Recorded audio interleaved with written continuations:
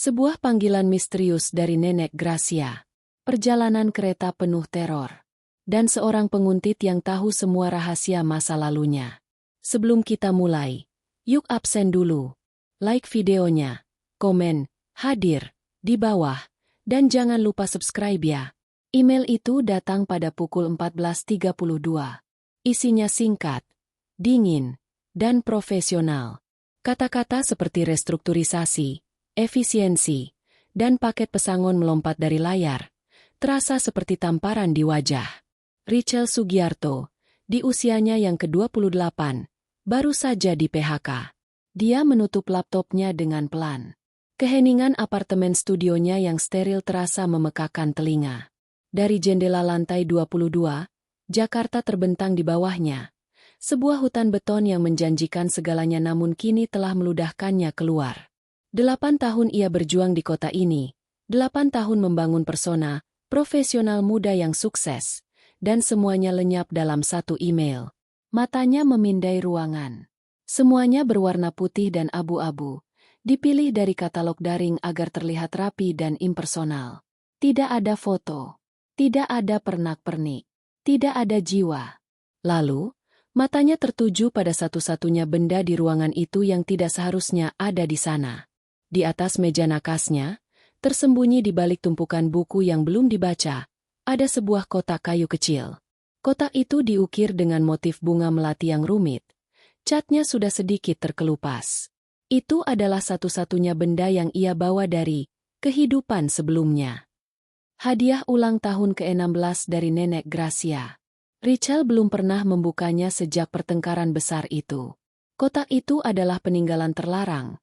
Simbol dari masa lalu yang diperintahkan ibunya untuk dikubur. Keberadaannya di apartemen ini adalah satu-satunya tindakan pembangkangan kecil yang berani ia lakukan. Rasa mual yang dingin menjalari perutnya. Ini bukan hanya tentang kehilangan pekerjaan.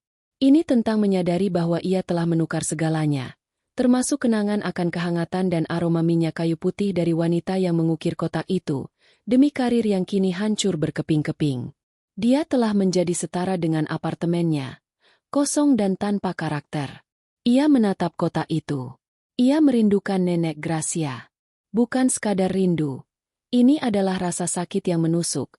Rindu akan seseorang yang benar-benar melihatnya. Ponselnya bergetar di meja kopi, memecah lamunan. Nomor tak dikenal. Richelle mengabaikannya. Mungkin telemarketer. Atau penagih kartu kredit yang sudah mencium bau kegagalan. Panggilan itu berhenti. Lalu getaran kedua. Kali ini pesan teks dari temannya. Kamu kena juga, Cel. Getaran ketiga. Satu pesan suara baru. Richelle menatap notifikasi itu. Bukan dari Jakarta. Kode areanya. Jantungnya serasa berhenti berdetak. Ia mengenali kode area itu. Itu adalah kode area kota kecil tempat kotak kayu itu diukir. Dengan jari gemetar, ia menekan tombol untuk mendengarkan.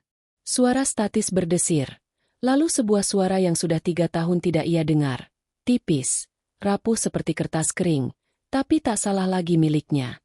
Richelle. Richelle menahan napas. Suara itu, suara Nenek Gracia, terdengar sangat lelah. Nenek perlu bicara. Segera. Ada jeda. Suara tarikan napas yang berat dan terdengar sulit. Datanglah ke rumah. Naik kereta. Seperti dulu. Klik. Pesan suara berakhir. Richelle memutarnya lagi. Dan lagi. 3 kali. Kata-kata itu menggema di apartemennya yang sunyi. Segera. Seperti dulu. Kecemasan yang tajam menusuk dadanya. Mengapa Nenek Gracia meneleponnya sekarang? Setelah 3 tahun hening? Dan mengapa suaranya begitu rapuh? Nenek Gracia yang ia ingat memiliki suara yang bisa menggelegar di seluruh kebun, tawa yang serak, dan energi yang tak ada habisnya. Suara di pesan itu adalah suara orang yang hampir menyerah. Dan permintaan aneh itu. Naik kereta, seperti dulu. Mengapa tidak terbang? Perjalanan pesawat hanya 1 jam. Kereta memakan waktu 12 jam. 12 jam melintasi separuh Pulau Jawa. Richelle bangkit. Mondar-mandir di ruang tamunya yang sempit. Dia harus menelepon balik. Dia menekan nomor itu. Nomor telepon rumah tua yang kabelnya keriting dan gagangnya berat. Nada sambung berbunyi 2 kali. Halo. Suara yang menjawab bukan Nenek Gracia. Itu suara wanita yang lebih muda, terdengar tergesa-gesa dan profesional. Halo, kata Rachel. Suaranya serak. Bolehkah saya bicara dengan Ibu Gracia? Saya Rachel, cucunya. Beliau baru saja menelepon saya. Ada keheningan sejenak di seberang sana. Rachel bisa mendengar suara jam dinding tua berdetak. Ah, Mbak Rachel, kata wanita itu. Nadanya melembut, tapi tetap menjaga jarak. Ibu Gracia sedang istirahat. Beliau tidak bisa diganggu. Tolong, desak Rachel. Panik mulai naik. Apa dia baik-baik saja? Dia sakit. Ibu baik-baik saja. Hanya lelah, kata wanita itu. Tapi ada keraguan dalam suaranya. Beliau berpesan, kalau Mbak menelepon, saya hanya perlu bilang. Pesannya masih sama. Pesan apa? Beliau bilang, datang naik kereta. Itu saja, Mbak. Maaf, saya sibuk. Tunggu. Telepon ditutup. Rachel menatap ponselnya. Ini tidak masuk akal. Ini seperti teka-teki. Mengapa Nenek Gracia tidak mau bicara langsung dengannya? Rachel tahu itu bohong. Atau setidaknya, setengah benar. Sesuatu yang buruk sedang terjadi di rumah itu. Rachel tenggelam kembali ke sofanya. Pesan suara itu telah merobek luka lama yang ia paksa untuk lupakan. Pertengkaran itu. Itu terjadi 10 tahun lalu. Musim panas setelah ia lulus SMA. Rachel, ibunya, dan Nenek Gracia sedang berada di rumah tua itu. Ketegangan sudah terasa selama berhari-hari. Rachel tidak pernah tahu pemicu pastinya. Yang ia ingat hanyalah suara. Suara ibunya, yang meninggi, penuh luka dan tuduhan. Dan suara Nenek Gracia, yang biasanya tenang dan berwibawa, kini terdengar sedingin baja. Kata-kata yang ia tangkap adalah serpihan tajam. Tidak tahu berterima kasih. Selalu mengontrol. Ayahmu akan sangat kecewa. Pergi saja. Lalu, suara pintu dibanting yang begitu keras hingga membuat cangkir teh di kamarnya bergetar. Ibunya masuk ke kamar Rachel. Matanya merah tapi kering. Wajahnya kaku seperti topeng. Kemasi barangmu, Rachel. Kita pergi. Tapi, Bu. Sekarang. Suara ibunya pelan, tapi penuh dengan otoritas yang tak terbantahkan. Kita tidak akan pernah kembali ke rumah ini. Dan kamu, ibunya menatap lurus ke mata Rachel, sebuah ultimatum yang mengerikan. Kamu pilih ibu atau dia? Tentu saja dia memilih ibunya. Apalagi yang bisa dilakukan seorang anak berusia 18 tahun? Mereka pergi hari itu juga. Naik kereta pertama kembali ke Jakarta. Ibunya menatap keluar jendela sepanjang perjalanan. Diam membisu. Sejak saat itu, nama Nenek Gracia menjadi tabu. Sebuah lubang hitam dalam sejarah keluarga. Hadiah yang dikirim Nenek Gracia, selalu berupa kain batik atau kerajinan perak, disimpan ibunya di lemari paling atas, tidak pernah dibuka. Kotak kayu di meja nakas Rachel adalah satu-satunya yang berhasil ia selundupkan. Komunikasi mereka terputus. Rachel, yang terjebak di tengah, belajar untuk diam. Lebih mudah untuk fokus pada kuliah, lalu pekerjaan, lalu hiruk-pikuk Jakarta. Lebih mudah untuk berpura-pura bahwa separuh dari keluarganya tidak ada. Kini, pesan suara dari Nenek Gracia terasa seperti panggilan dari dunia lain. Dan itu datang di saat yang paling tepat. Rachel menatap laptopnya. Situs pencari kerja. IMPK. Hidupnya di Jakarta sudah berakhir. Ia tahu itu. Tidak ada yang menahannya di sini. Pekerjaannya hilang. Teman-temannya sibuk dengan kehidupan mereka sendiri. Jika dia pergi, itu akan menjadi pengkhianatan terbesar terhadap ibunya. Jika dia tidak pergi, dan sesuatu terjadi pada Nenek Gracia, Rachel memejamkan mata. Dia bisa mencium aroma taman neneknya, campuran melati, tanah basah, dan tembakau dari rokok kretek yang sesekali diisap Nenek Gracia secara diam-diam. Dia teringat tawa serak neneknya. Naik kereta, seperti dulu. Mungkin Nenek Gracia tahu dia butuh waktu. 12 jam di dalam kotak logam yang bergerak, tanpa pelarian selain pikirannya sendiri. Waktu untuk memproses PHK-nya. Waktu untuk mempersiapkan diri menghadapi apapun yang menunggunya di rumah. Keputusan itu datang seperti demam. Tiba-tiba dan tak terbantahkan. Rachel meraih laptopnya. Ia menutup tab situs pencari kerja. Ia membuka situs web pemesanan tiket kereta api.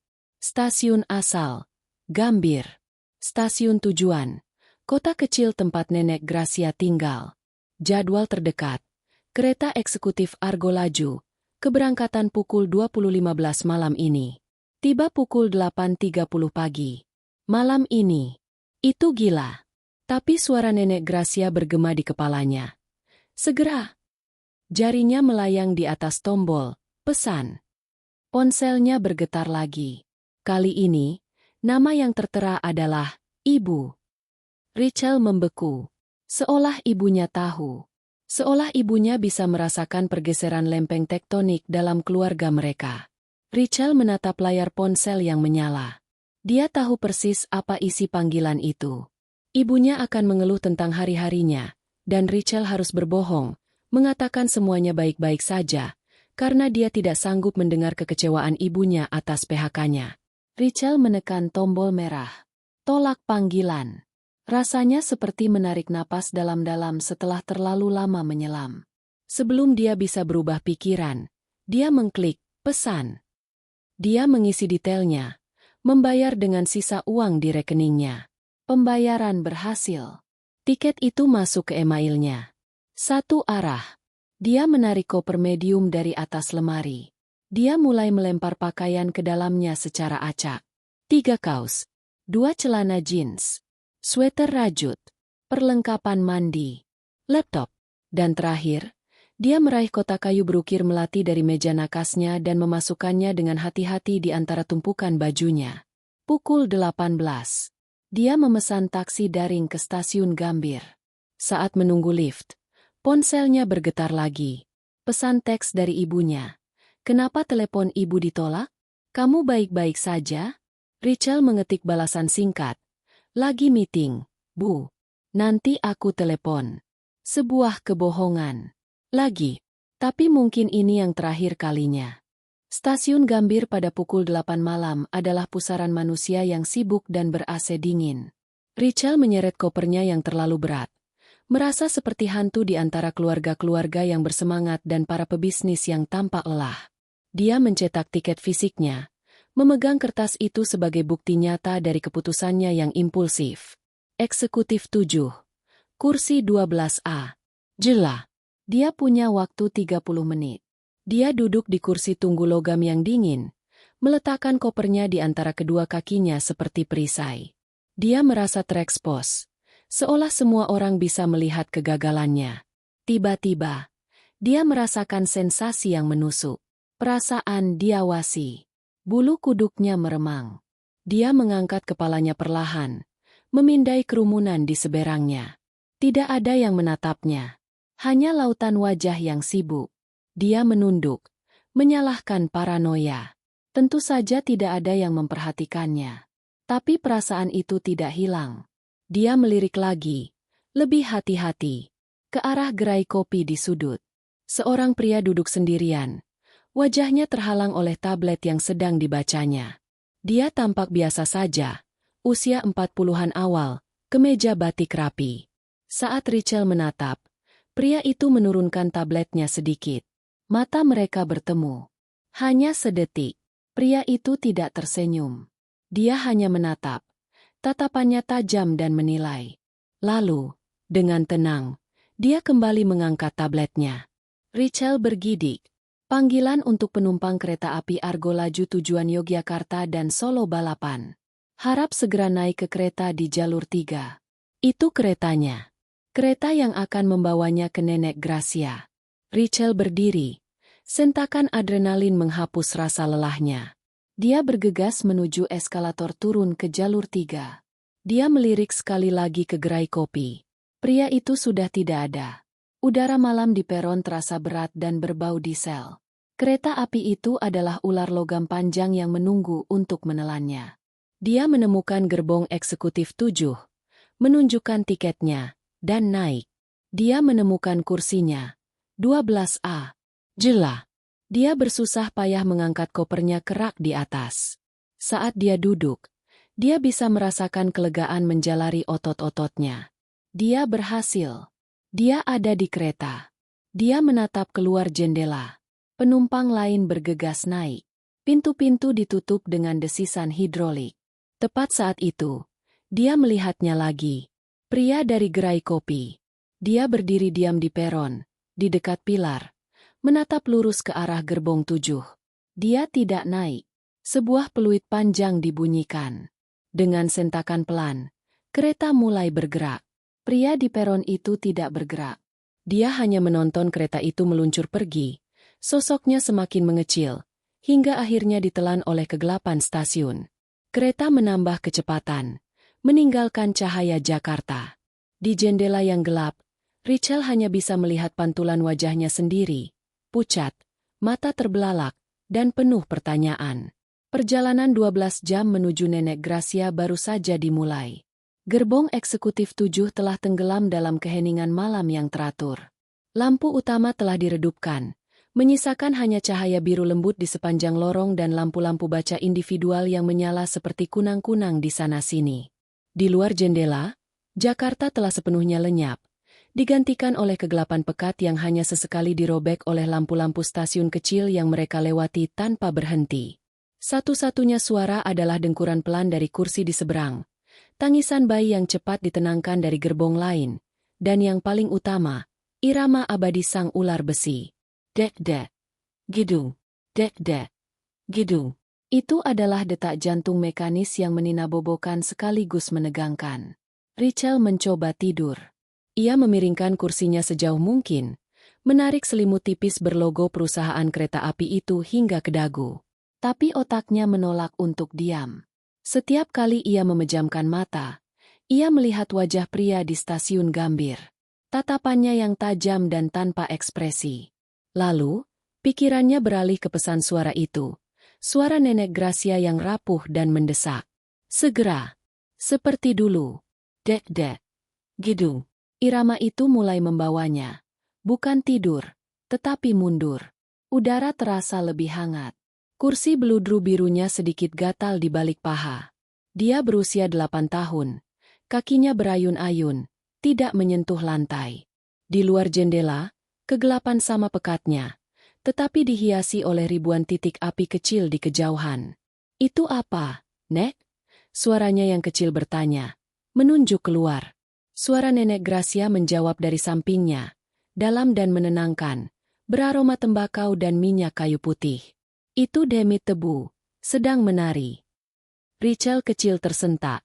Hantu? Nenek Gracia tertawa. Tawa serak yang khas.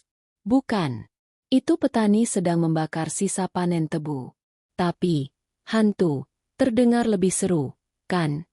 Beliau membuka tas anyamannya dan mengeluarkan sebuah bungkusan daun pisang. Makan. Lemper buatan Embok Surti. Biar perutmu tidak kedinginan. Rachel mengambil lemper itu.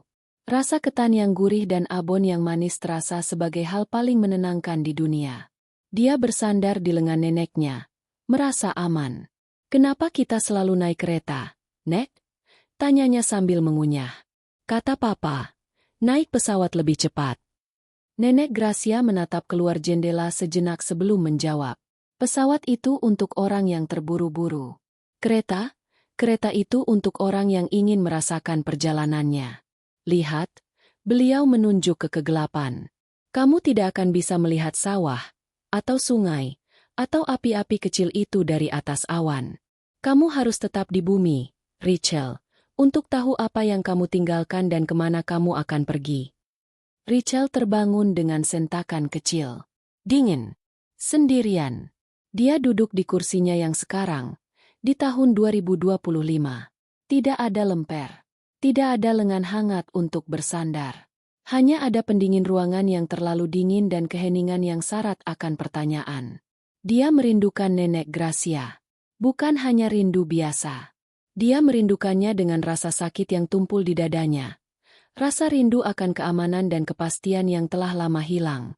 Mengapa dia membiarkan pertengkaran ibunya merenggut ini darinya? Naik kereta. Seperti dulu. Sekarang Rachel mengerti. Nenek Gracia tidak hanya memintanya pulang. Dia memintanya untuk mengingat perjalanan itu. Untuk mengingat siapa dirinya sebelum Jakarta.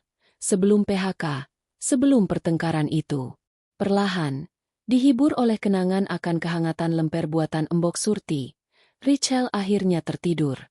Tidurnya gelisah, dipenuhi mimpi tentang rel kereta yang tak berujung dan wajah-wajah tanpa nama di peron yang gelap. Rachel terbangun karena sentakan pelan. Kereta berhenti. Ia terlonjak kaget. Matanya pedih karena tidur yang tidak nyenyak. Di luar jendela, cahaya pagi yang pucat menembus kabut. Papan nama stasiun yang basah oleh embun bertuliskan Cirebon Prujakan. Ponselnya menunjukkan pukul 5.15. Separuh perjalanan telah berlalu. Beberapa penumpang turun, yang lain naik, tetapi sebagian besar tetap tertidur. Rachel merasakan sakit di lehernya dan perutnya keroncongan. Roti isi coklat tadi malam terasa seperti kenangan yang jauh. Ia butuh kopi. Kopi yang sesungguhnya. Setelah kereta mulai bergerak lagi, dia merapikan rambutnya yang kusut, mengambil tas ransel kecilnya, lalu berjalan terhuyung-huyung menyusuri lorong menuju gerbong restorasi. Gerbong restorasi, kereta makan, terang benderang dan sudah ramai. Aromanya khas, campuran antara kopi instan yang kuat, nasi goreng, dan pembersih lantai. Beberapa pria berseragam sarapan. Sebuah keluarga sedang mencoba menenangkan balita mereka. Semua meja penuh. Rachel memesan kopi tubruk dan nasi goreng spesial di konter. Silakan tunggu di meja, Mbak. Nanti diantar, kata petugas itu. Rachel berbalik dan memindai ruangan. Satu-satunya kursi kosong ada di meja untuk 4 orang, di mana seorang pria duduk sendirian, asyik membaca buku. Rachel mendekat dengan ragu. Maaf, Mas, boleh saya duduk di sini? Penuh. Pria itu mendongak. Dia tampak berusia pertengahan 30-an, dengan wajah ramah dan kacamata berbingkai tipis. Dia tersenyum, senyum yang tulus. Oh, tentu saja, Mbak. Silakan. Dia menggeser ranselnya dari kursi di seberangnya. Makasih. Rachel duduk, meletakkan tas ransel kecilnya di kursi di sebelahnya, tepat di samping tubuhnya. Pria itu kembali ke bukunya. Rachel menghargai kesopanan itu. Dia tidak ingin mengobrol. Dia hanya ingin kafein. Nasi goreng dan kopinya datang. Saat itulah pria itu menutup bukunya, menandai halamannya. Judulnya Homodus. Kopi tubruk, ya? Katanya ringan. Pilihan yang berani di pagi hari. Rachel tersenyum kecil. Saya butuh sesuatu yang bisa menendang. Saya Jojo, katanya, mengulurkan tangan melintasi meja. Tangannya hangat dan jabatannya erat. Rachel. Perjalanan jauh, Rachel, tanya Jojo. Lumayan. Ke Solo. Anda sendiri. Ke Yogyakarta, katanya. Ada meeting mendadak dengan klien. Seharusnya terbang, tapi tiket pesawat mendadak mahal sekali. Dia tertawa kecil. Jadi, ya, beginilah. Menikmati pemandangan sawah. Ah, kerja di mana? Tanya Rachel, mencoba bersikap normal. Saya di startup edtech, kata Jojo. Dia memiliki cara bicara yang santai, membuatnya mudah untuk diajak mengobrol. Selalu pusing dikejar target. Anda sendiri? Kelihatan seperti orang Jakarta. Dulu kerja di sana, kata Rachel, memutuskan untuk jujur sebagian. Baru saja selesai kontrak. Mau istirahat dulu di kampung. Wah, selamat kalau begitu. Jojo tersenyum tulus. Bisa bebas dari macetnya Jakarta itu kemewahan tersendiri. Saya iri. Kadang saya berpikir untuk pindah ke Yogyakarta saja. Cari hidup yang lebih pelan. Mereka mengobrol ringan selama 15 menit. Jojo berbicara tentang bukunya, tentang betapa konyolnya film yang diputar di layar utama gerbong, dan mengeluh bahwa nasi goreng kereta tidak seenak dulu. Rachel mendapati dirinya rileks. Benar-benar rileks untuk pertama kalinya dalam 24 jam terakhir. Jojo adalah antitesis dari pria di stasiun. Dia normal. Dia ramah. Dia tidak berbahaya. Dia hanyalah seorang pekerja startup lain yang kelelahan. Nah, kata Jojo, menghabiskan tehnya. Saya mau kembali ke kursi saya. Coba tidur sedikit lagi sebelum sampai Yogya. Senang bertemu dengan Anda, Rachel. Semoga liburannya menyenangkan. Ya, Anda juga. Semoga meetingnya lancar. Balas Rachel. Jojo tersenyum, menyandang ranselnya, dan berjalan keluar dari gerbong restorasi, menuju gerbong penumpang di depan. Rachel menghabiskan kopinya, merasa sedikit lebih optimis. Mungkin dia hanya terlalu stres. Mungkin pesan Nenek Gracia hanya karena rindu. Mungkin pria di stasiun itu hanya kebetulan. Dia membayar tagihannya, mengambil tas ransel kecilnya, dan berjalan kembali ke gerbong 7. Saat ia berjalan menyusuri lorong menuju kursinya, 12A, ia melihat sesuatu yang membuatnya berhenti sejenak. Tirai jendelanya, yang ia yakin telah ia tutup rapat tadi malam, kini terbuka sedikit. Rachel mengerutkan kening. Mungkin petugas kebersihan membukanya saat dia pergi? Dia duduk di kursinya. Semuanya tampak normal. Tas ransel kecilnya aman bersamanya. Tapi koper mediumnya di rak bagasi atas. Jantung Rachel berdebar pelan. Dia ingat betul bagaimana dia memasukkan koper itu. Dia bersusah payah mengangkat dan mendorongnya, memastikan posisi resleting menghadap ke dinding gerbong, agar sulit dijangkau. Sekarang, koper itu sedikit bergeser. Hanya beberapa sentimeter. Dan resletingnya menghadap keluar. Tidak, pikirnya. Tidak mungkin. Aku pasti salah ingat. Tapi dia tidak salah ingat. Dia ingat bersusah payah memutarnya tadi malam. Dia ingat dia melakukannya sambil memikirkan kotak kayu berukir milik Nenek Gracia di dalamnya. Dan merasa aman karena resletingnya tersembunyi. Tangannya sedikit gemetar. Dia berdiri di atas kursi, berpura-pura mencari sesuatu, dan menarik koper itu turun. Koper itu terasa berat, sama seperti sebelumnya. Dia meletakkannya di lorong yang sempit, menghalangi jalan, dan berjongkok.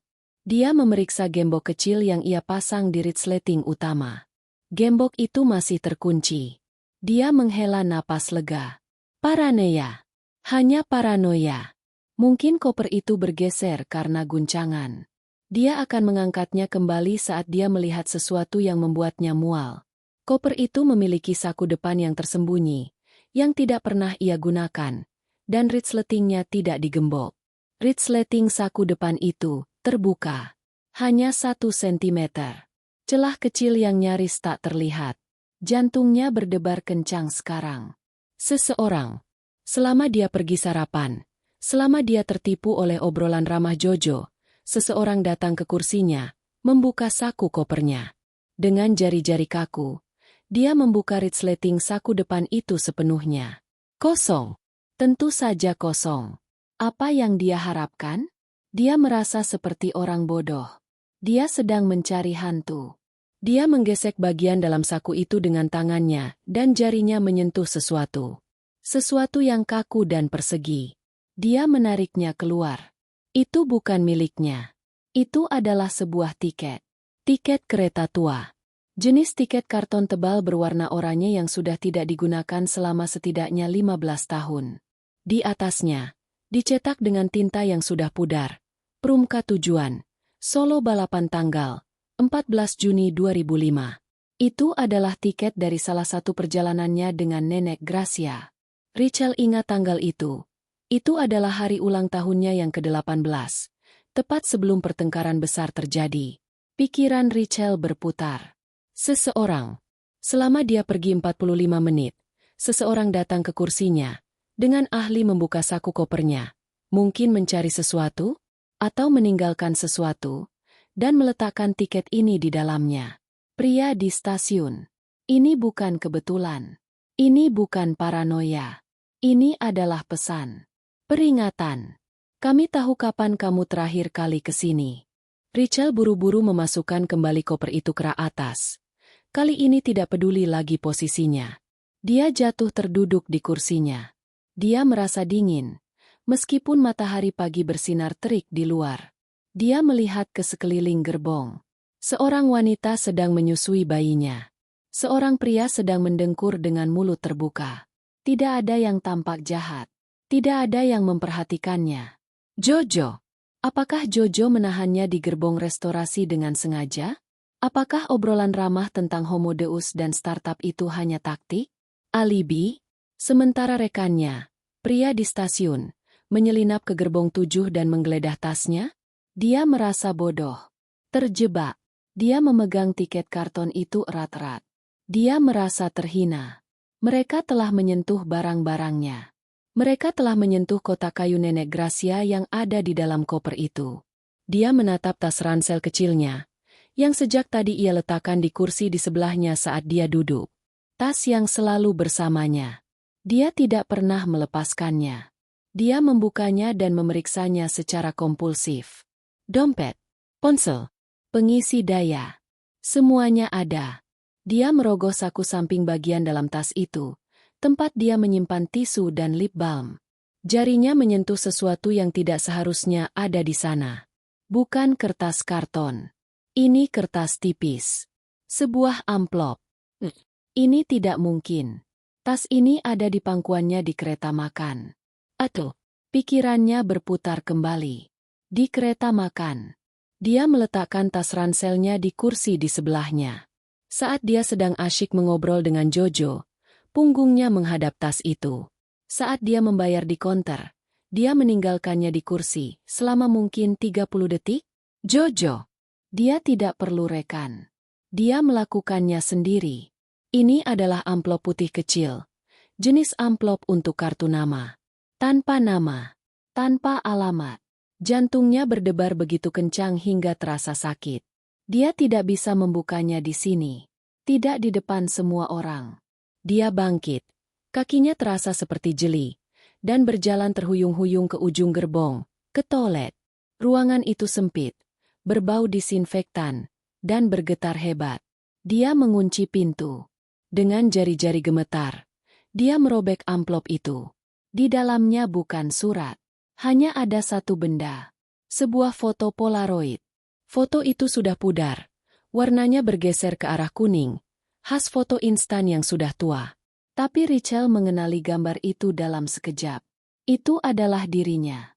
Berusia sekitar 7 atau 8 tahun. Dia memakai terusan kodok jeans dan kaus bergaris-garis merah. Rambutnya dikuncir 2. Dia menyeringai lebar ke arah kamera. Memamerkan gigi depannya yang baru saja tanggal. Di tangannya, dia memegang selang air, menyemprotkannya dengan penuh kemenangan. Dan di belakangnya, basah kuyup, berdiri Nenek Gracia. Nenek Gracia tidak marah. Dia tertawa. Tawa lepas yang membuat matanya menyipit. Tangan Nenek Gracia terangkat, mencoba melindungi wajahnya dari semprotan air. Di latar belakang, terlihat jelas teralis kayu putih rumah neneknya, yang dipenuhi bunga bugenvil ungu cerah. Richelle terakhir melihat foto ini di album foto di rumah Nenek Gracia, bertahun-tahun yang lalu. Diselipkan di halaman belakang. Seseorang telah mengambil foto ini. Seseorang telah membawanya. Seseorang, kemungkinan besar Jojo, telah menyelipkannya ke dalam tasnya saat dia teralihkan oleh senyum ramahnya. Tiket dari masa lalu. Foto dari masa lalu yang paling bahagia. Ini bukan lagi pesan. Ini adalah permainan psikologis. Seseorang sedang mempermainkannya, menggunakan kenangan terindahnya sebagai senjata. Kami tahu kamu. Kami tahu masa lalumu. Kami tahu kemana kamu akan pergi. Dan kami bisa menyentuhmu kapan saja. Richelle bersandar di dinding toilet yang bergetar. Udara terasa tipis. Dia merasa akan pingsan. Tenang, bisiknya pada dirinya sendiri. Suaranya nyaris tak terdengar di antara deru roda kereta. Tarik napas. Berpikir. Siapa? Ibunya.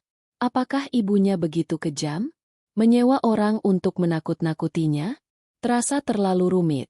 Terlalu sinetron. Ibunya hanya akan berteriak di telepon. Jojo. Pria ramah yang membicarakan etek. Jelas dia pembohong. Dia bagian dari ini. Pria di Gambir adalah pengawas. Jojo adalah eksekutor di dalam. Tapi untuk apa? Untuk menghentikannya bertemu Nenek Gracia? Atau untuk memastikan dia bertemu Nenek Gracia? Dia harus bicara dengan neneknya. Sekarang juga. Dia membuka kunci pintu toilet dan tersandung keluar. Kembali ke bordes. Ruang penghubung antar gerbong yang berisik. Di sini. Suaranya memekakan telinga. Deru angin, debu rel, dan gemeretak sambungan baja. Tempat yang sempurna untuk berteriak. Dia meraih ponselnya. Sialan. Kereta sedang melaju di antara perbukitan kapur dan hutan jati. Sinyal datang dan pergi. 1 bar 2 bar hilang. Dia menunggu dengan frustrasi. Matanya terpaku pada layar. Akhirnya, 2 bar muncul dan bertahan. Dia menekan nomor rumah Nenek Gracia. Jari-jarinya kaku. Tut-tut. 1 kali. 2 kali. Halo. Itu suara wanita yang sama dari kemarin. Si asisten. Terdengar tegang. Ini Rachel, teriak Rachel, mencoba mengalahkan suara kereta. Saya harus bicara dengan Nenek Gracia. Sekarang juga. Mbak Rachel, sudah saya bilang, Ibu sedang istirahat. Dengarkan saya, potong Rachel. Panik membuat suaranya meninggi. Ada yang aneh di kereta. Ada yang mengirimi saya, barang-barang. Foto-foto lama. Saya pikir saya diikuti. Seseorang bernama Jojo baru saja, dia, tolong. Saya perlu tahu apa yang terjadi. Ada keheningan sejenak di seberang sana. Yang terdengar hanya suara jam dinding berdetak di rumah Nenek Gracia. Lalu suara wanita itu kembali. Nadanya berubah. Bukan lagi profesional yang tenang. Kini terdengar defensif. Hampir marah. Apa maksud Mbak? Diikuti?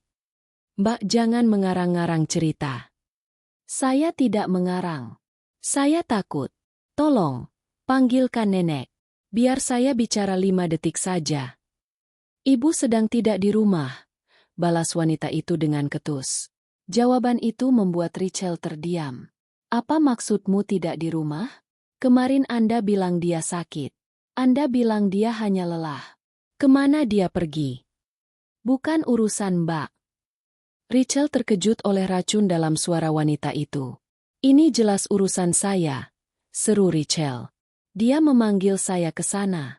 Dia bilang, Ibu Gracia dia tidak bisa diganggu. Suara wanita itu terdengar pecah sejenak. Seolah dia menahan tangis atau amarah. Datang saja kalau Mbak mau datang. Tapi jangan membuat masalah. Masalah di sini sudah cukup banyak. Masalah apa? Halo?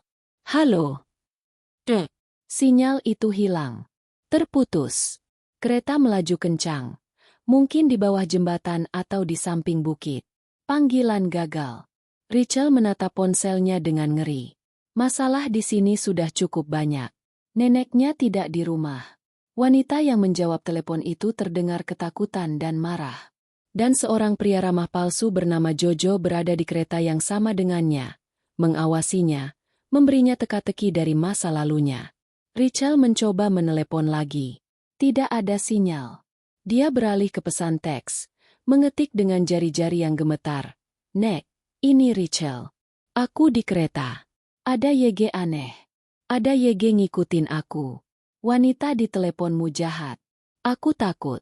Tolong telepon aku. Dia menekan, kirim.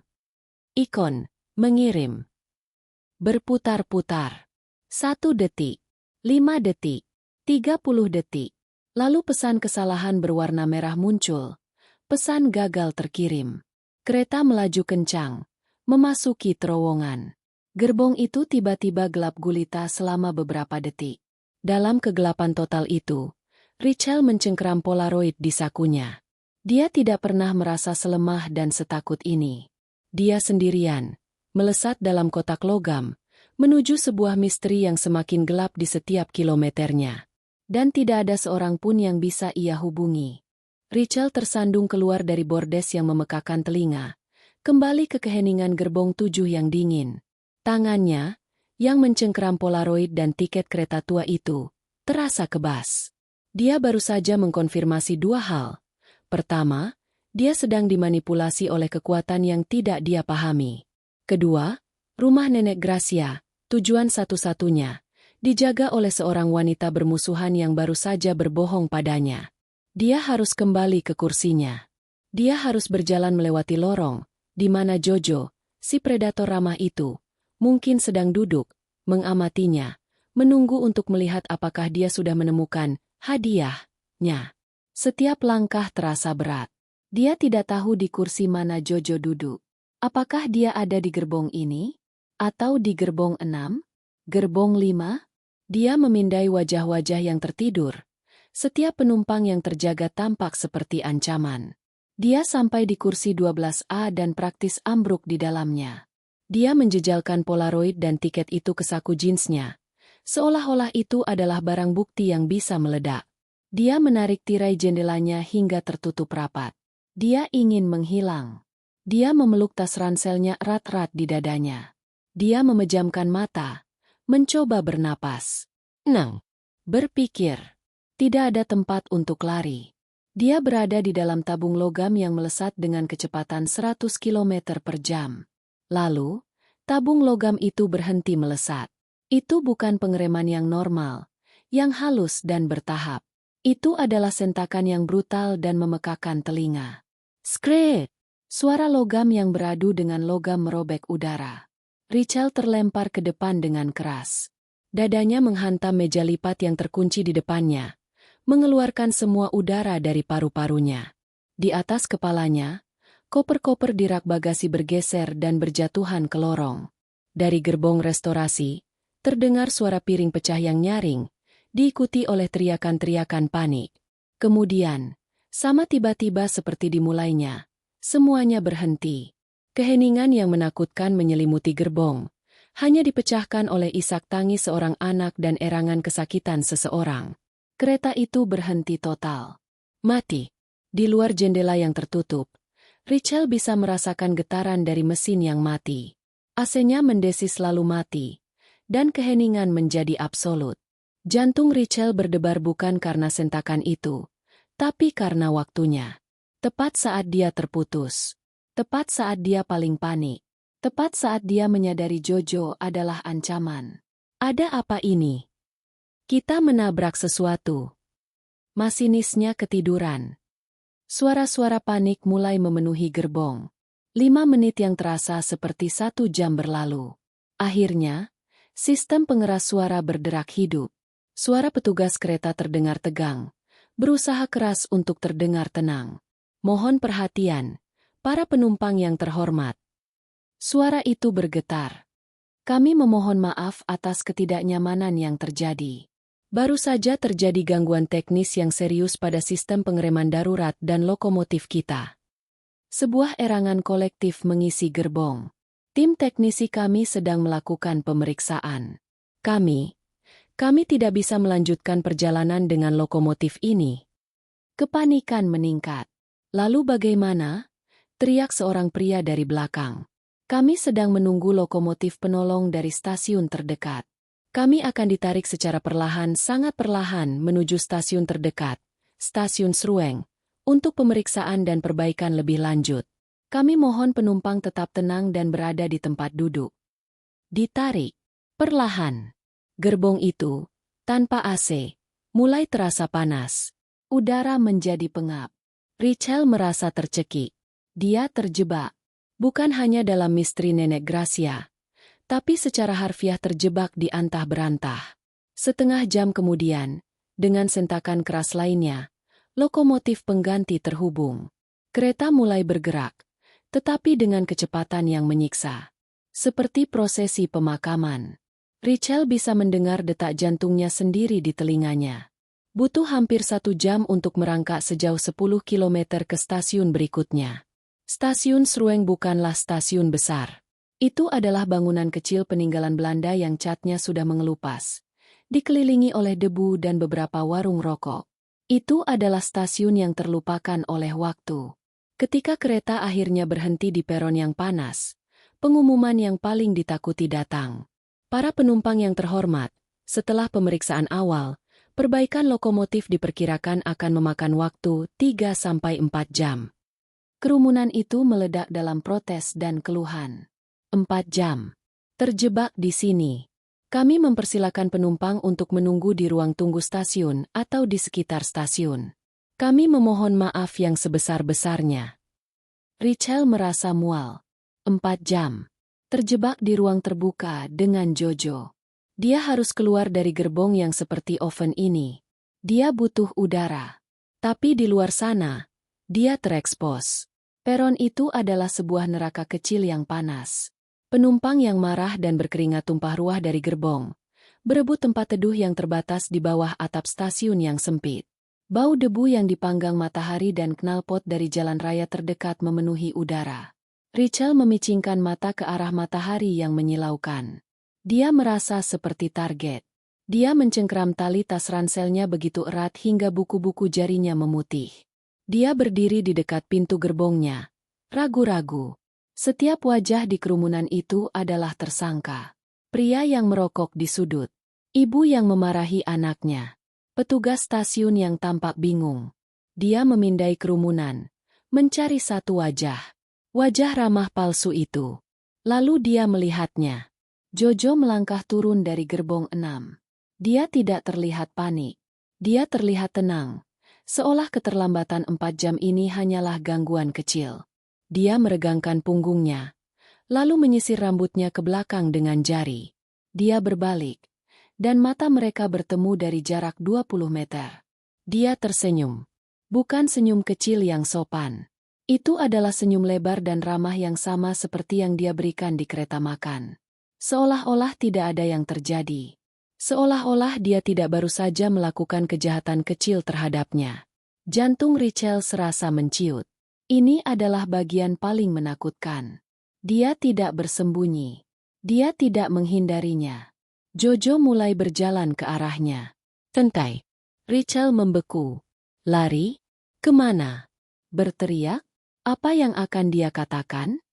Orang ini menaruh foto di tas saya. Mereka akan menganggapnya gila. Dia hanya berdiri di sana, membatu, saat Jojo mendekat. Perjalanan yang menyenangkan, ya? Kata Jojo, nadanya ringan, seolah mereka adalah dua kawan lama yang terjebak dalam situasi yang konyol. Rachel tidak bisa bicara. Dia hanya menatapnya. Saya Jojo, ingat? Katanya. Senyumnya sedikit memudar saat melihat ekspresi ngeri di wajah Rachel. Dari kereta makan tadi pagi. Saya ingat. Suara Rachel keluar sebagai desisan serak. Jojo memiringkan kepalanya sedikit. Ekspresinya berubah menjadi prihatin. Itu adalah akting yang brilian. Wah, Anda terlihat sangat pucat. Jauh lebih pucat daripada tadi pagi di kereta makan. Guncangan tadi cukup keras, ya? Anda yakin baik-baik saja? Pertanyaan itu terasa seperti interogasi. Dia memperhatikannya. Dia memperhatikan perubahan suasana hatinya. Dia sedang menguji. Dia ingin tahu apakah dia sudah menemukan hadiahnya. Rachel mengumpulkan segenap keberaniannya. Dia tidak akan membiarkan dia tahu. Dia tidak akan memberinya kepuasan. Hanya panas, kata Rachel, memalingkan wajah, menolak menatap matanya. Dan cemas karena keterlambatan ini. Saya harus menelepon keluarga saya. Dia berbalik dan berjalan cepat menjauhinya. Tanpa menunggu jawaban. Dia bisa merasakan tatapan Jojo di punggungnya. Tatapan yang tidak lagi ramah, melainkan dingin dan penuh perhitungan. Dia menemukan tempat di ujung peron, di bawah pohon Kamboja tua yang meranggas, jauh dari keramaian. Dia membelakangi stasiun, menghadap ke rel yang terbakar matahari. Dia pembohong yang ulung. Dia berbahaya. Dan dia terjebak di sini bersamanya selama 4 jam ke depan. Rachel berjongkok di bawah naungan pohon Kamboja yang tipis.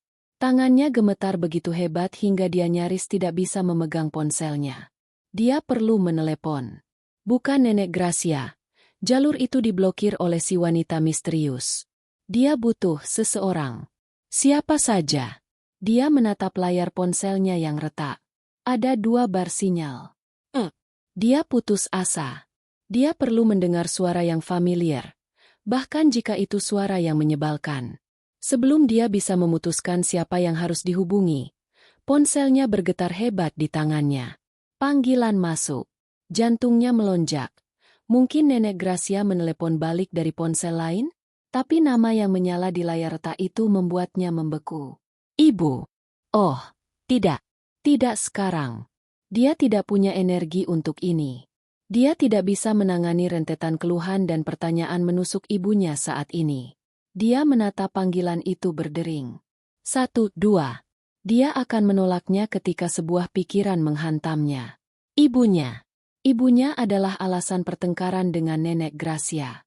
Ibunya adalah orang yang paling tidak ingin dia pergi ke sana. Bagaimana jika semua ini ada hubungannya dengan ibunya? Pria di stasiun. Jojo. Foto-foto itu. Apakah ibunya akan sejauh itu untuk menakut-nakutinya agar kembali? Rasa curiga yang dingin mengalahkan kelelahannya. Dia harus tahu.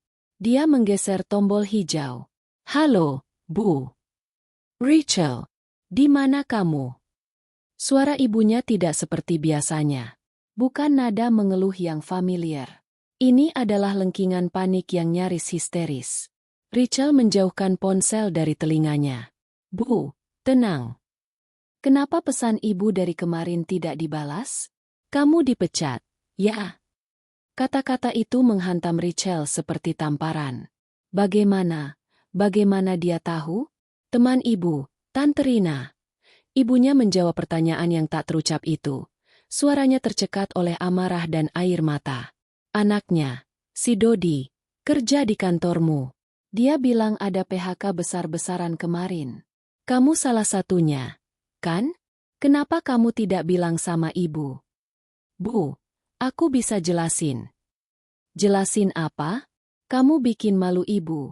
Rachel, ibu harus tahu dari orang lain bahwa anak ibu sendiri pengangguran. Dan sekarang kamu di mana? Ibu telepon apartemenmu. Tidak diangkat. Kamu kabur, ya? Kamu mau kemana?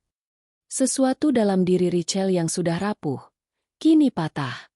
Bukan, kamu baik-baik saja. Bukan, apa yang kamu rasakan. Tapi, kamu bikin malu ibu. Aku di stasiun, kata Rachel.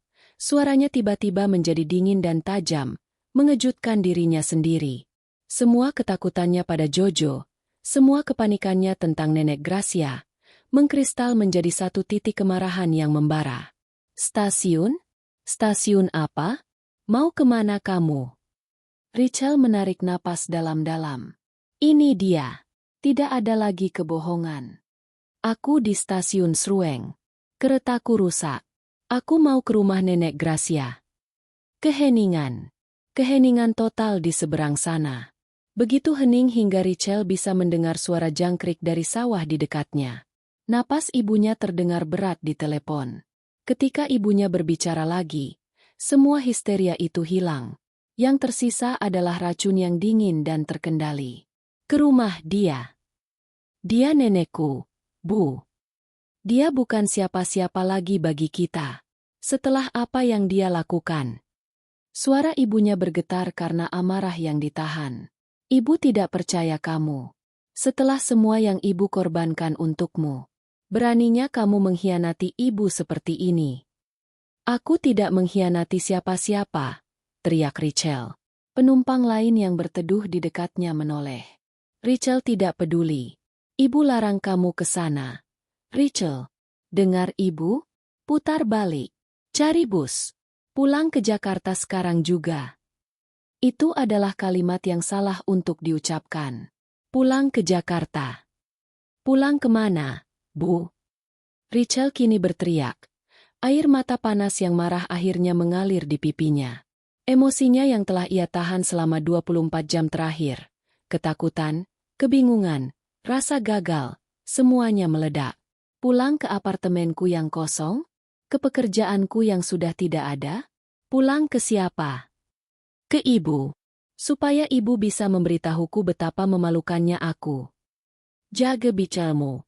Rachel, ibu ini ibumu. Ibu membesarkan kamu sendirian. Dan Nenek Gracia itu nenekku. Richel balas berteriak. Suaranya pecah. Dia meneleponku. Dia memintaku datang.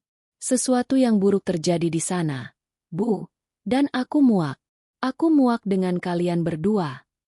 Kamu tidak tahu apa-apa, Richel.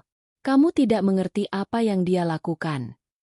Ya, memang aku tidak tahu, raung Richel. Dan inilah inti dari segalanya. Karena ibu tidak pernah memberitahuku. Ibu tidak pernah menjelaskan apa-apa. Ibu hanya menyuruhku memilih di hari itu. Pilih ibu atau dia. Aku masih 18 tahun. Bu, apa yang ibu harapkan? Dia terisak, tapi melanjutkan. Kata-kata mengalir keluar tak terbendung. Selama 10 tahun aku hidup dalam perang dingin kalian. Selama 10 tahun ibu membiarkanku percaya Nenek Gracia adalah monster pencabut nyawa. Tapi ibu tidak pernah menjelaskan kenapa. Dia menyeka air mata dengan punggung tangannya yang gemetar. Aku muak menebak-nebak. Bu, aku muak menjadi pion kalian. Aku sudah 28 tahun. Aku bukan anak kecil lagi. Suaranya turun menjadi desisan yang tajam. Aku perlu tahu apa yang sebenarnya terjadi. Keheningan lagi di seberang sana. Kali ini, Richel yang menunggu. Kamu akan menyesalinya, Richel. Suara ibunya akhirnya terdengar. Datar, rapuh, dan penuh dengan ancaman yang terluka. Pergilah. Pergi ke perempuan tua itu. Tapi kalau kamu sudah memilih dia, jangan panggil ibu lagi. Klik. Panggilan terputus. Richel berdiri gemetar di bawah pohon Kamboja. Dia menatap layar ponselnya yang bertuliskan, panggilan berakhir. Dia baru saja meledakkan satu-satunya jembatan yang tersisa dalam hidupnya. Satu-satunya jangkar yang, meskipun rusak, masih ada. Anehnya, di balik rasa ngeri itu, dia tidak merasa menyesal. Dia merasa ringan. Seolah beban 10 tahun baru saja terangkat dari bahunya. Dia telah membuat pilihannya. Bukan memilih Nenek Gracia. Bukan memilih ibunya. Dia memilih dirinya sendiri. Tekadnya mengeras seperti baja. Dia harus sampai ke rumah Nenek Gracia. Bukan hanya untuk neneknya, tapi untuk dirinya sendiri. 2 jam berikutnya adalah siksaan dalam api penyucian. Panasnya tak tertahankan. Stasiun kecil itu tidak memiliki ruang tunggu ber-AC. Hanya bangku-bangku kayu keras di bawah atap teras. Richel duduk di lantai yang berdebu, bersandar di dinding stasiun, memeluk tas ranselnya erat-erat. Dia mencoba menelepon Nenek Gracia lagi, berulang kali. Masih sibuk. Dia melihat Jojo dari kejauhan. Dia tidak mendekatinya lagi. Dia sedang mengobrol dengan sekelompok bapak-bapak, berbagi rokok, terlihat santai dan membaur. Seolah-olah konfrontasi kecil mereka tadi tidak pernah terjadi. Tapi Richel tahu dia sedang diawasi. Setiap beberapa menit, mata Jojo akan melirik ke arahnya. Memeriksa. Memastikan dia tidak pergi kemana-mana. Lalu, akhirnya, sebuah keajaiban kecil. Mohon perhatian. Perbaikan lokomotif kereta api Argo Laju telah selesai. Para penumpang dipersilakan untuk kembali naik ke kereta. Sebuah sorak-sorai kecil terdengar. Orang-orang mulai mengumpulkan barang-barang mereka. Antre dengan tidak sabar di pintu gerbong. Richel bangkit. Kakinya kaku. Dia ikut dalam rombongan, terdorong oleh kelegaan kolektif. Dia hanya ingin ini segera berakhir. Dia hanya ingin pergi dari tempat ini dan dari pria itu. Dia naik ke gerbong 7. Udara sejuk dari AC yang baru menyala terasa seperti berkah surga. Dia praktis melempar dirinya ke kursi 12A. Dia mengunci sabuk pengamannya kali ini. Dia menatap keluar jendela, ke peron stasiun Srueng yang kumuh, yang akan segera ia tinggalkan. Dia menunggu, hatinya berdebar, menunggu Jojo naik ke gerbong 6. Kereta belum bergerak. Masih ada proses administrasi pelepasan lokomotif bantu. Dia melihat ke peron. Dia melihatnya. Jojo. Dia tidak ikut naik. Dia berdiri di peron, mungkin 20 meter dari gerbong Richel, membelakangi kereta. Dia sedang menelepon seseorang. Dan ini adalah Jojo yang sama sekali berbeda dari yang Richelle ajak bicara. Punggungnya tegak lurus, posturnya kaku. Dia tidak tersenyum. Dia berbicara dengan cepat. Tangannya yang bebas tidak menganggur, melainkan membuat gerakan-gerakan tajam dan tegas di udara. Dia tampak marah, profesional, dan sangat serius. Richelle menahan napas, menekan wajahnya lebih dekat ke kaca. Jojo berbalik sedikit untuk menghindari seorang kuli panggul, dan Richelle bisa melihat profil wajahnya. Keningnya berkerut dalam konsentrasi. Dia tidak terlihat seperti karyawan etek yang ramah. Dia terlihat seperti seorang agen lapangan yang sedang memberi laporan. Laporan yang mendesak. Peluit panjang kereta berbunyi nyaring. Tanda keberangkatan. Jojo tidak bergerak untuk naik. Dia bahkan tidak menoleh ke arah kereta. Dia terlalu fokus pada panggilannya. Dengan sentakan yang kini terasa sangat melegakan, kereta mulai bergerak. Richelle terus menatap. Matanya terpaku pada sosok itu. Kereta menambah kecepatan, meluncur meninggalkan stasiun Srueng. Jojo tetap di peron, masih menelepon. Sosoknya semakin mengecil. Dia tidak pernah melihat ke belakang. Jantung Richelle berdebar kencang. Jojo tidak ketinggalan kereta. Dia sengaja turun. Tujuannya bukan Yogya. Tujuannya adalah stasiun antah berantah ini. Atau tujuannya adalah dia. Dia adalah bagian dari ini. Pria di Gambir, Jojo di kereta. Mereka adalah tim. Tugas Jojo adalah mengalihkan perhatiannya, membuatnya lengah di gerbong restorasi, menanamkan tiket dan foto itu. Dan kemudian, untuk mengamatinya, mengukur reaksinya, dan mungkin untuk menghentikannya jika perlu. Dan sekarang, tugasnya sudah selesai. Richelle bersandar di kursinya. Rasa dingin menjalari tulang punggungnya meskipun AC menyala penuh. Jojo sudah turun tugas. Itu hanya berarti satu hal. Tahap permainan selanjutnya akan dimulai. Dan orang yang akan melanjutkannya, mungkin sudah menunggunya di stasiun tujuan. Atau mungkin orang itu sudah berada di rumah Nenek Gracia. Sisa 4 jam perjalanan setelah stasiun Srueng adalah siksaan yang berbeda. Panas dan kepanikan telah digantikan oleh rasa dingin yang menusuk dan paranoia yang akut. Richelle tidak tidur. Dia duduk tegak di kursinya, memeluk tas ranselnya, mengamati setiap penumpang yang berjalan di lorong. Setiap kali seseorang melirik ke arahnya, jantungnya berdebar kencang. Dia tahu Jojo telah turun, tetapi dia juga tahu bahwa pria itu sedang melapor kepada seseorang. Tahap permainan selanjutnya telah dimulai, dan dia tidak tahu siapa aktor berikutnya. Akhirnya, kereta melambat untuk terakhir kalinya. Stasiun Solo Balapan. Pengumuman itu terdengar bagi penumpang yang mengakhiri perjalanan. Saat itu pukul 22.15, hampir 5 jam terlambat dari jadwal semula. Richelle menunggu sampai sebagian besar penumpang turun. Dia tidak mau berdesak-desakan. Dia perlu melihat. Dia perlu mengamati. Dia menuruni tangga kereta dengan kaki gemetar. Udara malam di Solo terasa hangat dan lembab. Kontras dengan AC kereta yang dingin. Peron itu ramai, tapi tidak sehiruk-pikuk Gambir. Ini adalah keramaian yang lebih santai. Tapi bagi Richelle, setiap wajah adalah ancaman. Pria berjaket denim yang menatapnya terlalu lama? Kuli panggul yang menawarkan jasa terlalu memaksa? Dia berjalan cepat, menyeret kopernya yang berisik, menuju pintu keluar. Dia tidak melihat siapapun yang secara khusus mengikutinya. Tetapi perasaan diawasi itu tidak hilang. Itu menempel di kulitnya seperti keringat. Dia keluar dari stasiun utama dan langsung disambut oleh barisan pengemudi taksi dan ojek daring. Taksi, Mbak. Richelle memilih taksi resmi yang berbaris di antrean. Dia menyebutkan alamat Nenek Gracia, nama jalan di pinggir kota yang sudah tidak ia sebutkan selama 10 tahun. Sopir taksi, seorang bapak paruh baya dengan kumis tebal, menatapnya dari kaca spion. Jalan Kenari. Ya, sudah malam. Iya, Pak. Bisa cepat. Sopir itu mengangguk dan menjalankan taksinya. Mereka meninggalkan keramaian stasiun, masuk ke jalan-jalan kota yang lebih tenang. Jalan Kenari. kata sopir itu lagi setelah beberapa menit hening, seolah sedang mengingat sesuatu. Itu rumahnya Ibu Gracia Suroso, ya?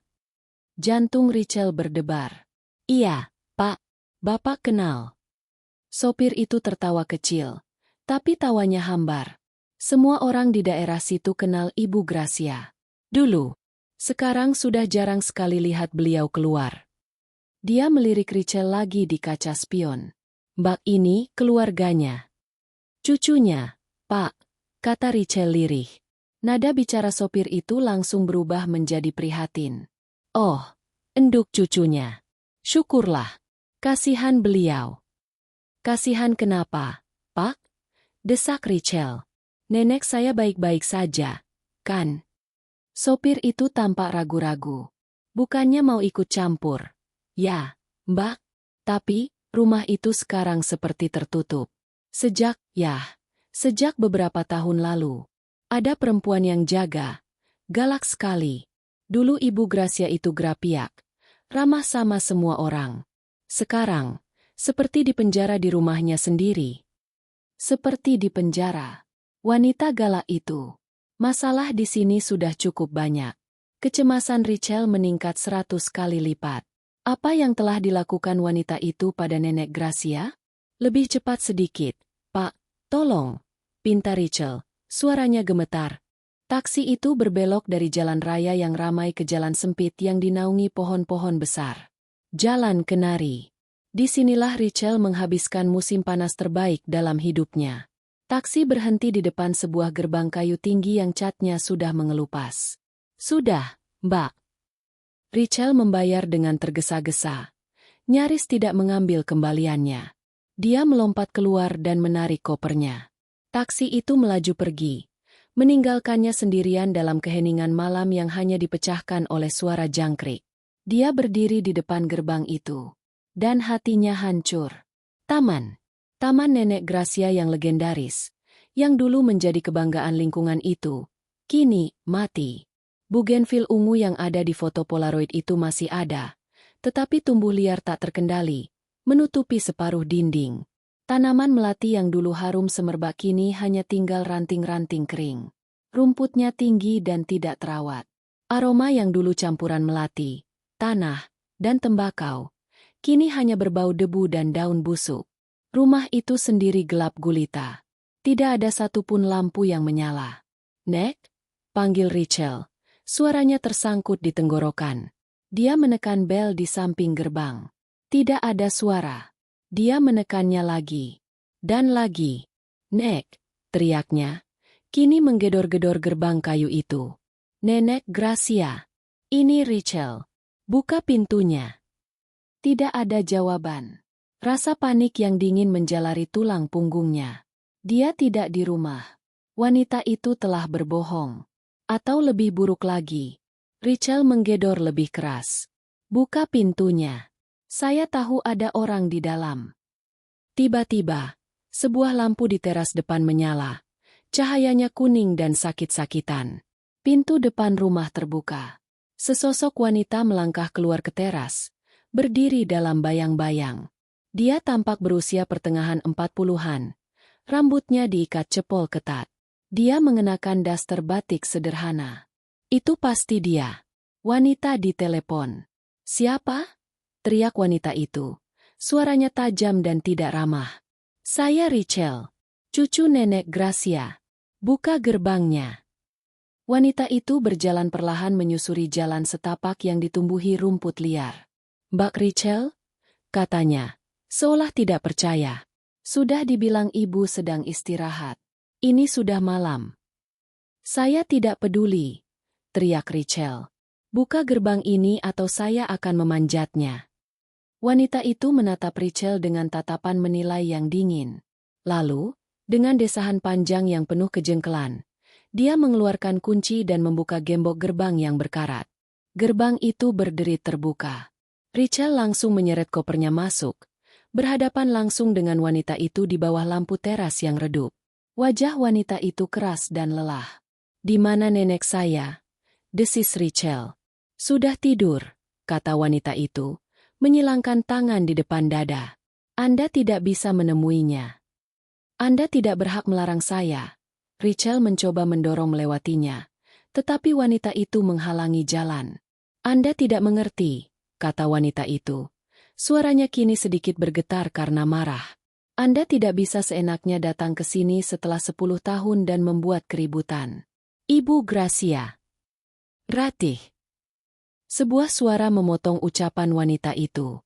Suara itu datang dari dalam rumah yang gelap. Suara itu tipis, rapuh seperti kertas, tetapi penuh dengan otoritas yang tak terbantahkan. Biarkan dia masuk. Wanita bernama Ratih itu membeku. Dia menatap Rachel dengan kebencian sesaat, sebelum akhirnya menyingkir. Rachel menerobos masuk ke dalam rumah. Aromanya. Seketika, dia kembali menjadi anak-anak. Aroma kayu jati tua, minyak kayu putih, dan jejak tembakau yang samar. Rumah itu berbau sama persis seperti dalam ingatannya. Tapi rumah itu gelap dan terasa steril. Tidak ada lagi tumpukan koran atau majalah berkebun di meja. Semuanya rapi, terlalu rapi. Nek, panggil Rachel ke dalam kegelapan ruang tamu. Sebuah lampu di sudut ruangan dinyalakan. Di sana, di kursi rotan favoritnya, kursi yang sama di foto Polaroid, duduklah Nenek Gracia. Rachel terkesiap. Ini bukan wanita yang ia ingat. Nenek Gracia yang ia ingat adalah wanita yang tegap, dengan suara menggelegar dan tawa yang serak. Wanita di kursi ini, kecil. Dia tenggelam di dalam kursinya. Tubuhnya kurus kering terbungkus selimut tebal meskipun malam itu hangat. Rambutnya yang dulu hitam legam kini putih tipis. Wajahnya dipenuhi kerutan yang dalam. Hanya matanya yang masih sama. Hitam, tajam, dan saat ini, dipenuhi kesedihan yang tak terhingga. Rachel. Bisik Nenek Gracia. Nek. Rachel menjatuhkan kopernya dan berlari. Dia berlutut di depan kursi itu, memegang tangan neneknya yang terasa dingin dan seperti kertas. Nek, apa yang terjadi? Nenek sakit? Wanita ini. Ratih, dia jahat padamu. Nenek Gracia tersenyum tipis. Senyum itu menyakitkan untuk dilihat. Ratih itu perawatku. Enduk. Dia menjagaku. Tapi dia bilang nenek tidak di rumah. Dia berbohong. Aku yang suruh, kata Nenek Gracia. Matanya yang tajam menatap lurus ke mata Rachel. Aku harus tahu. Tahu apa, Nek? Tahu apa kamu akan tetap datang? Tahu apa kamu masih peduli padaku? Bisik nenek. Aku harus tahu, apa kamu masih cucuku, atau sudah jadi anak dia, ibunya, sepenuhnya. Kata-kata itu menghantam Rachel. Panggilan telepon itu, kebohongan Ratih, itu semua adalah ujian. Ujian kesetiaan yang kejam. Tentu saja aku masih peduli. Rachel terisak. Aku takut sekali di kereta. Nek, ada orang yang mengikutiku. Dia memberiku ini. Rachel merogoh sakunya dan mengeluarkan tiket kereta tua dan foto Polaroid yang sudah lecek. Dia menunjukkannya kepada neneknya. Nenek Gracia menatap kedua benda itu. Tidak ada keterkejutan di matanya. Hanya pelan. Aku tahu, katanya pelan. Nenek tahu. Rachel tidak mengerti. Jadi, ini dari nenek? Ini semua permainan. Bukan, kata Nenek Gracia, menggeleng pelan. Itu masalah yang Ratih bicarakan. Itu urusan mereka. Mereka siapa, Nek? Nenek Gracia mengabaikan pertanyaan itu. Dia menatap Rachel dengan intensitas yang membuat Rachel merinding. Aku memanggilmu ke sini bukan karena itu. Aku memanggilmu ke sini karena aku tidak punya banyak waktu lagi.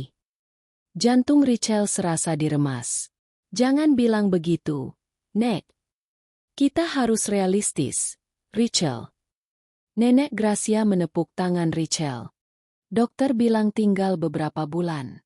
Hati nenek sudah aus. Rachel menunduk. Air mata menetes ke tangan neneknya yang kurus. Aku memanggilmu ke sini, lanjut Nenek Gracia. Karena aku mau memberimu warisan MU. Aku tidak butuh warisan, Nek. Aku butuh nenek.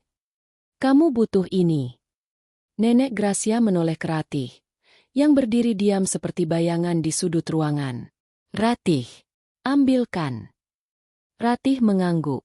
Dia berjalan ke sebuah lemari jati tua yang terkunci, membuka lacinya dengan kunci kecil, dan mengeluarkan sebuah kotak kayu besar. Kotak itu jauh lebih besar dari kotak melati milik Richelle. Ratih meletakkan kotak itu di pangkuan Richelle. Richelle membukanya. Kotak itu tidak berisi perhiasan atau sertifikat tanah. Kotak itu penuh dengan surat. Ratusan surat, diikat dengan pita-pita rapuh. Apa ini? Bisik Richelle. Itu kebenarannya, kata Nenek Gracia. Suaranya pecah. Itu surat-surat ibumu kepadaku. Selama 10 tahun terakhir. Richelle membeku. Tidak mungkin. Ibu benci nenek. Dia tidak pernah. Ibumu menulis surat padaku setiap bulan. Tepat di tanggal 15. Kata Nenek Gracia. Selama 10 tahun. Dan aku. Dia memejamkan mata. Aku terlalu sombong. Aku tidak pernah membalas satupun. Tangan Richelle gemetar saat dia mengambil ikatan surat teratas. Dia mengenali tulisan tangan ibunya yang miring dan rapi. Dia membuka surat pertama, bertanggal 10 tahun yang lalu, hanya sebulan setelah pertengkaran hebat itu. Ibu, aku tahu ibu marah. Tapi Richelle butuh biaya kuliah. Aku harus ambil pekerjaan di Jakarta. Jangan hukum Richelle karena kesalahanku. Richelle membuka yang lain. Dari 6 tahun lalu. Ibu, Richelle lulus cum laude. Aku bangga sekali. Aku harap ibu juga bangga. Dia sangat merindukanmu, meskipun dia tidak mau mengatakannya. Dia membuka yang lain, lebih baru, dari 6 bulan lalu. Richelle depresi karena pekerjaannya. Bu, aku tidak tahu harus bagaimana. Dia semakin tertutup, persis seperti ayah dulu. Aku takut kehilangannya seperti aku kehilangan ayah. Aku mohon, Bu, bicara padaku. Aku butuh ibuku. Richelle menatap neneknya. Ngeri. Ini, semua ini. Tapi pertengkaran itu. Ibu bilang. Ibumu berbohong padamu, kata Nenek Gracia pelan. Dan aku juga berbohong padamu dengan diamku. Lalu, pertengkaran 10 tahun lalu itu. Tentang apa? Tentang kakekmu, bisik Nenek Gracia. Air mata akhirnya menggenang di matanya yang tua. Kakekmu sakit keras. Ibumu ingin membawanya ke rumah sakit terbaik di Jakarta. Tapi aku egois. Richelle, aku tidak mau dia pergi. Aku mau dia meninggal di sini, di rumah ini, bersamaku. Ibu nenek menolak. Lanjutnya, suaranya pecah. Dia bilang aku membunuhnya. Dan dia benar. Dia meninggal 3 minggu kemudian. Ibumu tidak pernah memaafkanku. Dan aku terlalu sombong untuk bilang, maaf. Keheningan di ruangan itu terasa berat. Kebenaran 10 tahun itu akhirnya terungkap. Bukan pertengkaran sederhana. Itu adalah tragedi kesombongan, cinta, dan kehilangan. Richelle menangis. Bukan tangisan panik seperti di kereta. Ini adalah tangisan pemahaman. Tangisan duka atas tahun-tahun yang terbuang percuma oleh 2 wanita yang terlalu keras kepala untuk saling memaafkan. Aku tidak tahu, Nek. Aku tidak tahu. Sekarang kamu tahu, Nenek Gracia berkata, menggenggam tangan Richelle erat. Ibumu, dia sama sepertiku. Keras kepala, tapi hatinya rapuh. Aku memanggilmu ke sini karena aku tidak punya banyak waktu lagi. Aku mau kamu jadi jembatan. Endu, perbaiki ini. Jangan jadi seperti kami. Tiba-tiba, misteri di kereta terasa begitu kecil dibandingkan dengan ini. Tapi Richelle tetap harus tahu. Tapi, Jojo, tanya Richelle, foto itu? Tiket itu? Nenek bilang itu bukan dari nenek. Kalau begitu dari siapa? Nenek Gracia tersenyum tipis. Senyum yang penuh dengan ironi. Ah, itu karya ibumu. Richelle tercengang. Ibu. Dia tahu aku meneleponmu. Dia menelepon Ratih, memarahinya. Ratih memberitahuku. Nenek Gracia melirik Ratih. Ibumu tahu dia tidak bisa menghentikanmu. Jadi dia melakukan hal yang biasa dia lakukan. Dia mencoba melindungimu dengan caranya yang berlebihan. Melindungi? Dia menakut-nakutiku sampai setengah mati. Dia menyewa detektif swasta. Nenek Gracia menggelengkan kepalanya. Pria digambir. Si Jojo itu. Untuk memastikan kamu sampai di sini dengan selamat. Dia panik setelah tahu kamu di PHK. Tapi foto itu? Tiket itu? Ratih akhirnya angkat bicara dari sudut ruangan. Suaranya kini tidak lagi ketus. Hanya lelah luar biasa. Itu ide saya, Mbak. Maaf.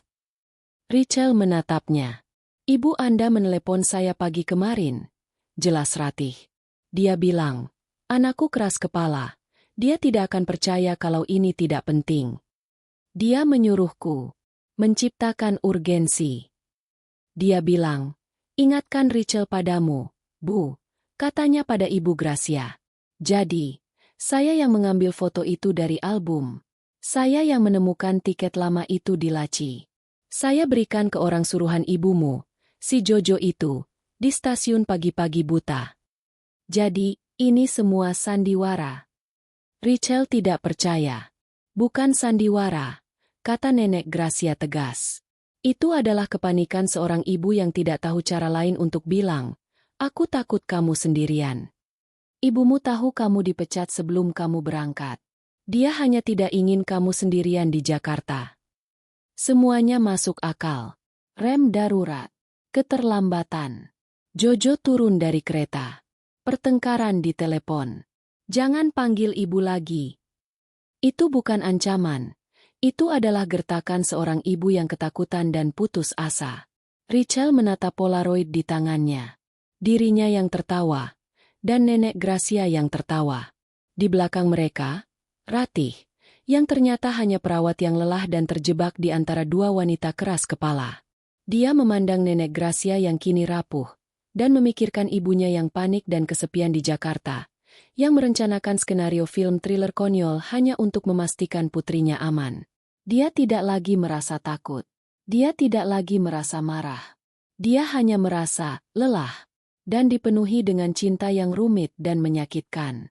Dia mengambil ponselnya yang retak. Dia melihat ke Nenek Gracia, yang mengangguk pelan, memberinya izin. Rachel menekan nomor ibunya. Ibunya mengangkat pada dering pertama. Halo? Suara ibunya serak, seperti habis menangis. Bu, kata Rachel pelan. Aku di rumah Nenek Gracia. Hening sejenak. Bu, Nenek sakit. Isak tangis tertahan terdengar di seberang sana. Aku sudah baca surat-suratmu.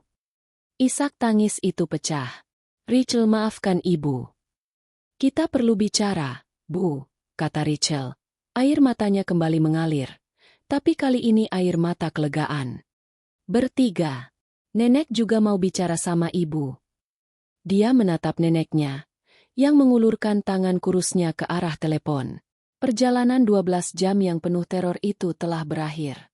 Dan perjalanan yang sesungguhnya baru saja akan dimulai. Nah, itu dia akhir dari perjalanan Rachel. Gimana menurut kalian? Kalau kalian jadi Rachel, apa kalian akan memaafkan cara ibunya yang bikin teror di kereta itu? Coba komen di bawah. Maafin, karena dia cuma panik. Atau, kelewatan, karena caranya salah banget. Aku tunggu pendapat kalian.